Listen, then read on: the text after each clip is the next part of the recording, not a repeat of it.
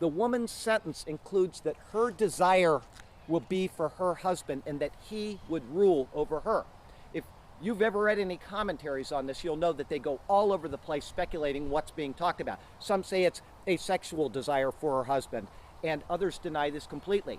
But because the sentence is in the form of these couplets, the answer is given right in the text itself, if you just simply read it as a couplet.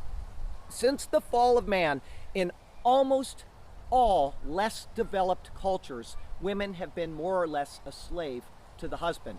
The rule of selfishness is what prevails there, and the weaker inevitably serves the stronger. Going as far as slavery, though, is wholly unintended by the Creator, and it is cultures that do this who divert from his overall intention for the relationship between the man and the woman. On the other hand, equality in marriage is also unintended by God.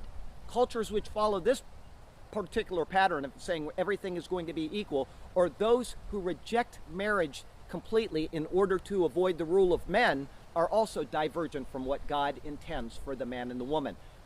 Instead, the rule of the man over the woman is to be as one who is responsible for the woman and for the family. The woman is to defer to her husband's decisions when they conflict with her own desires.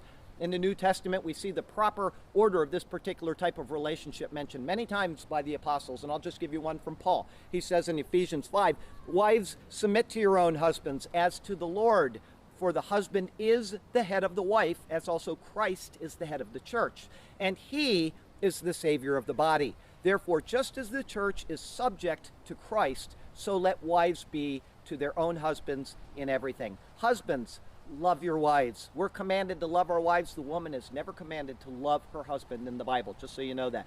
Just as Christ also loved the church and gave himself for her. So you are, as a husband, under the obligation to be willing to give your life for the wife of your youth. Okay, keep that in mind, guys. Living as a husband and a wife within the Christian context, then, should restore each to their proper place and bring them in line with God's intention for the husband and wife. And I say should because we know that we don't always, as Christians, treat our wives the way we should, and women are not always submissive in the manner that the Bible asks, but that is the intention, and it leads